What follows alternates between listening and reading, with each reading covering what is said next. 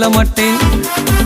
கிறிஸ்துவுக்குள் மிகவும் பிரியமான என் அன்பான சொந்த பந்தங்களே, உங்கள் யாவரையும் ஆண்டவராகிய இயேசுவின் நாமத்தினால் அன்பின் வாழ்த்துக்களை சொல்லி உங்களை நித்தமும் சந்திப்பதற்கு கர்த்தர் கொடுத்திருக்கிற ஒரு மிகப்பெரிய கிருபைக்காகவும் அவர் பாராட்டின நல்ல ஈவுகளுக்காகவும் அருணாதர் இயேசு சுவாமிக்கு நான் நன்றி செலுத்துகிறேன்.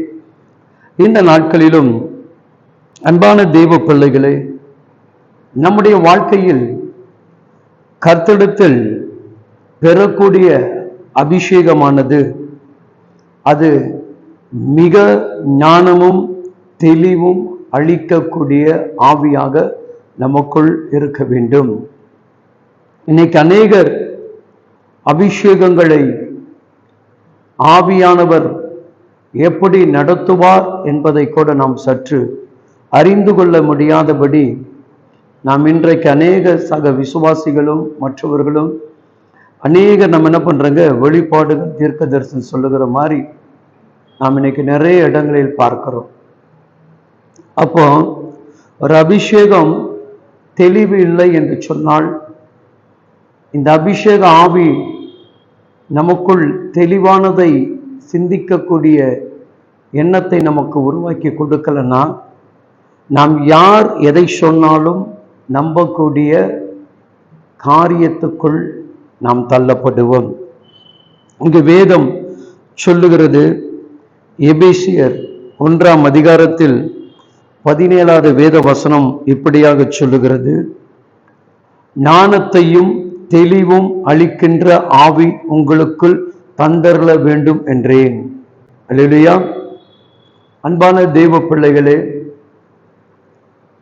நம்முடைய பரிசுத்த ஆவியானவர் நமக்கு தெளிந்த ஞானத்தை தரணும், தெளிந்த புத்தியை தரணும், தெளிவான காரியங்களை சிந்திப்பதற்கு ஆவியானவர் நமக்கு உதவி செய்ய வேண்டும்.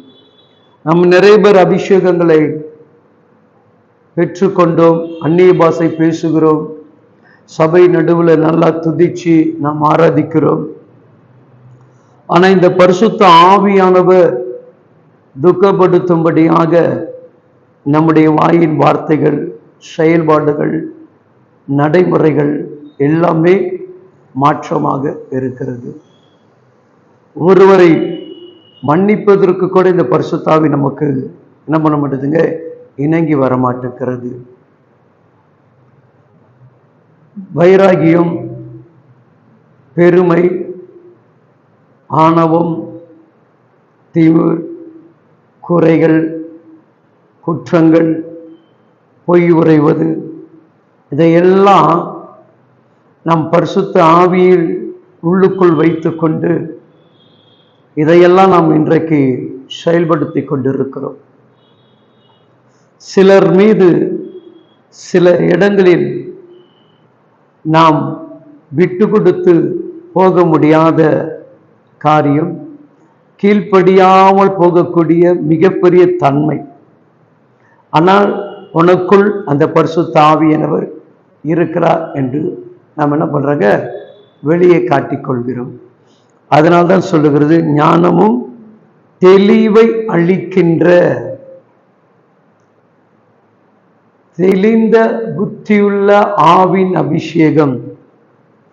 அபிஷேகம் பெற்றவர்களே, அந்நிய பாஷை பேசுகிறவர்களே, ஊழியங்களை செய்து கொண்டிருக்கிறவர்களே, டாக்ஸ் ஊழியமோ இல்லை நீங்க பிறருக்கு வெளிப்பாடுகளோ தீர்க்க தரிசனங்களோ சொல்லிக்கொண்டு இருப்பீர்கள் என்று சொன்னால், உங்களுக்குள் இப்படிப்பட்ட காரியங்கள் இருக்கும் என்று சொன்னால், நீங்கள் சொல்லக்கூடிய அந்த தீர்க்க தரிசனங்களும் அந்த காரியங்களும் அவங்க வாழ்க்கையில் சில நிமிடம் சாதிக்கும், பல நிமிடம் உபத்திரத்தை கொண்டு வந்துவிடும்.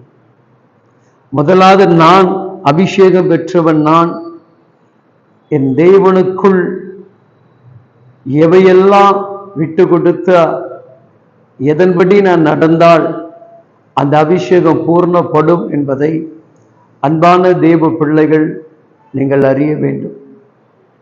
இன்றைக்கு நாம் பெற்றிருக்கிற அபிஷேகம் குறை கூறுகிறதாக இருக்கிறது, மற்றவர் மேல் எரிச்சல் அடைகிறதாக இருக்கிறது, கீழ்ப்படியாமல் இருக்கிறது, எல்லாம் எனக்கு தெரியும் என்கின்ற ஆணவங்கள் இருக்கிறது.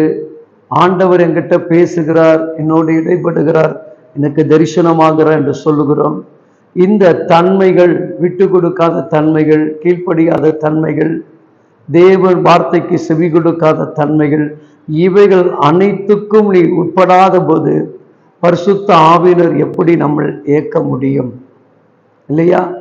முதலாவது பரிசுத்த ஆவியை பெற்றவர்கள் நீங்க. தேவனிடத்தில் ஞானத்தையும் தெளிந்த புத்தியும் அறிவும் கேட்டு அதுக்கப்புறம் நீங்க சிந்தித்து செயல்படுங்கள். பரிசுத்த ஆவியினர் உங்களுக்கு உதவி செய்வாராக. ஆமென், ஆமென்.